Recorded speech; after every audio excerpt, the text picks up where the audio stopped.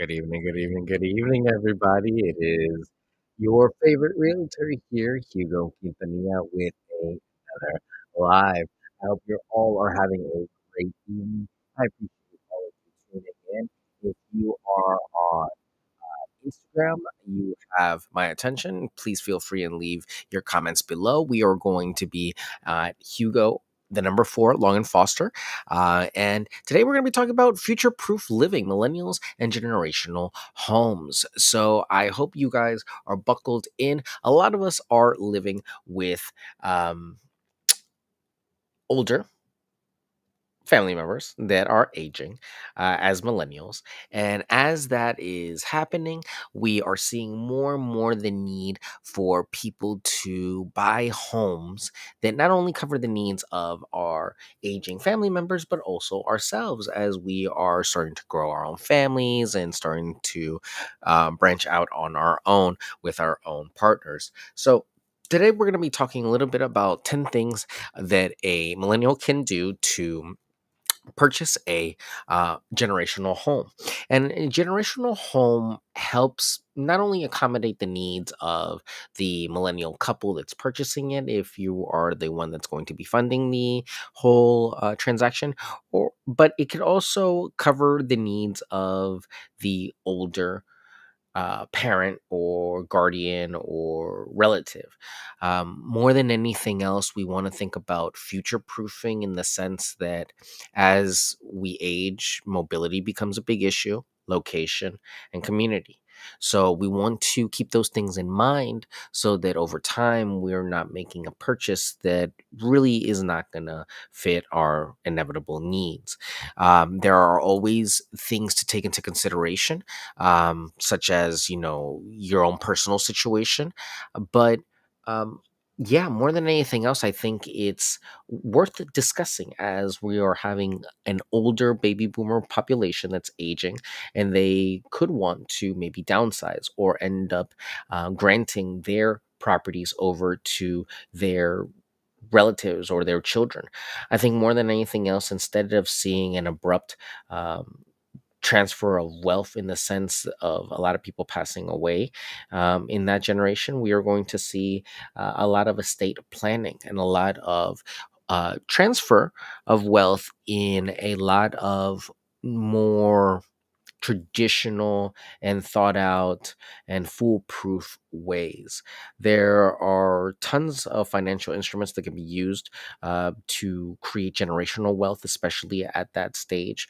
And I think more than anything, with the accessibility of a lot of these products online and how easy it is to get a response to any question you might have, you're going to start to see more and more people take advantage of these products. So think about that. Do not be afraid of the future, because the best you can do is prepare for it. Um, there's always going to be uncertainty, there's always going to be doubt, there's always going to be change. But if you can mitigate the number of mistakes that you make on your own part, a lot of the guesswork can be taken out of the future. So planning is is a great way to get to perfection. So let's jump into it before it gets any later. Number one, financial planning. Evaluate your current financial situation and create a long term plan. Consider factors like savings, investment, and potential future income growth. Financial planning has always been one of these cornerstones of real estate. And more than anything else, it is where it all starts. It starts and it ends there. um, Good financial planning, good financial practices can really make the real estate buying process a lot more feasible and a lot more tangible, not just for yourself, but also for your family. As sometimes we're coming into the situation with pulling together our money in a generational home so that everyone can participate in this transaction. Number two, mortgage readiness. Understand the mortgage process and work on improving your credit score. A higher credit score can lead to better mortgage rates, especially as we're seeing mortgage rates decline in these next few years. We're going to hopefully see a more ready population to just jump into the market. Hopefully, we'll have the actual inventory to match that demand, but you can't get into the game of home buying without being ready. So take the time, understand what a mortgage is, how to apply for one, where to get one, how to shop around, and what you need to know. Ask questions and get ready and prepare yourself as best as you can so that when the moment comes and you're ready, you can just jump into the market. Number three, location research. While you're waiting and saving for a down payment or trying to do your research on the home buying process, do some research on location and choose a location that aligns with your lifestyle and future plans. Consider factors like job opportunities, schools, and proximity to family, especially if you have a bigger family. Are you close enough to everyone? These are all things that you want to think about in the future. And don't be greedy with their attention. You want to be welcoming to everyone's, thoughts and opinions, because really this could be a long-term stay and a long-term purchase. We're not walking into this thinking that we're going to flip it in 2 years, so to speak. Number four, home size and layout. Anticipate future needs. Again, thinking about what we're going to need for not just ourselves and our growing family, but also our older relatives that may need a little bit more assistance. A generational home should have enough space and a layout that accommodates potential family growth or changes. Rec rooms, larger bathrooms, easier accessibility. Handicap accessibility, hardware, all these things can be added into a home to really add that extra value. And I think more than anything, we're going to start seeing more and more of that as we have more homeowners doing renovations instead of actually selling their properties. Number five, we're going to have technology integrate more and more inside properties. Millennials often appreciate smart home features. Look for homes with modern technology integrated for security, energy efficiency, and convenience. You could always put these systems into the mix, but why would you do that if you have them available now? So take your time and do your research on the types of properties that have those things already available, and ask your realtor what they would recommend in that regard, because more than anything else, we want to make this home accessible for you and for those that are going to be with you. It's really one of these things where we want to make it work for the next 10 to 15 years would be the key. Anything more than that, really, anything after tomorrow is hard to tell. But after 15 years, it's another ball game. So keep that in mind when you're purchasing a home and when you're actually trying to work this out in your head, that it can be a little bit harder to forecast that far out. But be kind to yourself, make a plan, talk to, your family members, confer with everybody, and see how everybody feels. Because the worst thing you can do is tweak the plan. But not having a plan is really a recipe for disaster. Sustainability. Consider environmentally friendly features. A sustainable home can be more cost effective in the long run and align with the values of many millennials. More than ever, we are seeing a push for sustainability and eco friendliness. So, if the house already has that and those features built in, it's just all the better. Now, don't let that be the end all be all. Don't, shy away from an older property just because it doesn't have it. Because remember, you can always upgrade these systems and bring that property into the 21st century. Outdoor space. Generational homes should offer ample outdoor space for recreation and relaxation. This is especially important if you plan to start or grow a family. I can't tell you how fun it is to have a big backyard and to run up and down and be able to play and see that. Yes, of course, there are always parks, but you got to take that into consideration as well. If you're going to be in a generational home, parks and recreation centers should be nearby. So think about that. If you're not going to have a big yard yourself, if you're going to be living in a townhouse, are there going to be tot lots? There going to be basketball courts, tennis courts, football fields, you know, um, soccer fields, pickleball courts. pools, all this stuff. So, is that stuff going to be available? And what sort of amenities are there for all ages? We don't want to just think about one group, we want to think about the whole family.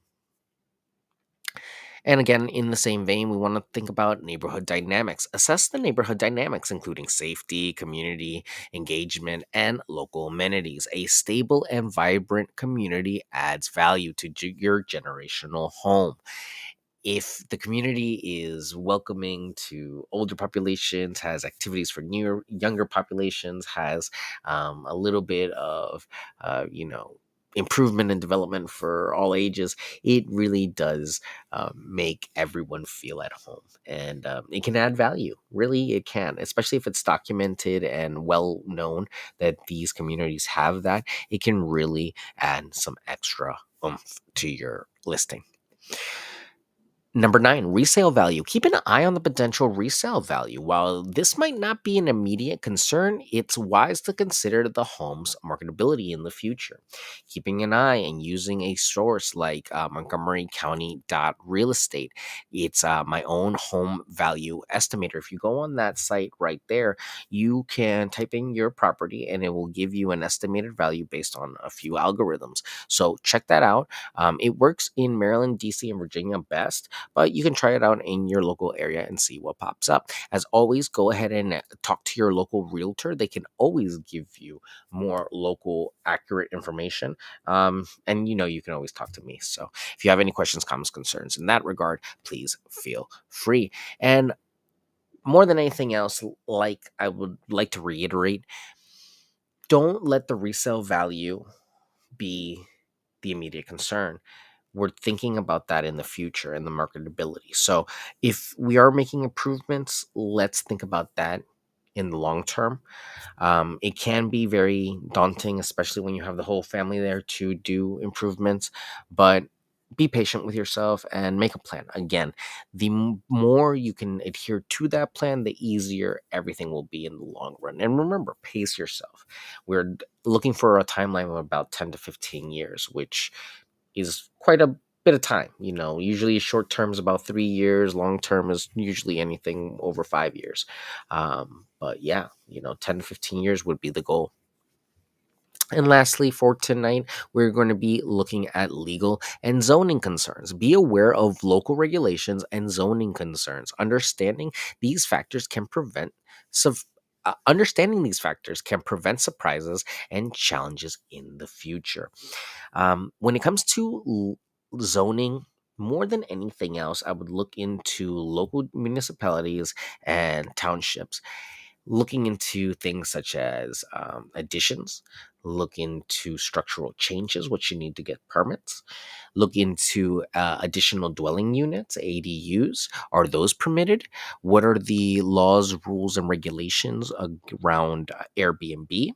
And what sort of process is there for actually getting a home on the market to lease in that particular area? These are all things that you want to think about, because you don't want to go blindly going to buy a house that could be a great generational home, granted, but might cause problems in the long term if, say, your goal is to maybe get a house and then add a in-law suite that's off of the actual property. There are a lot of people that make a separate additional dwelling unit on the same lot and add utilities to it.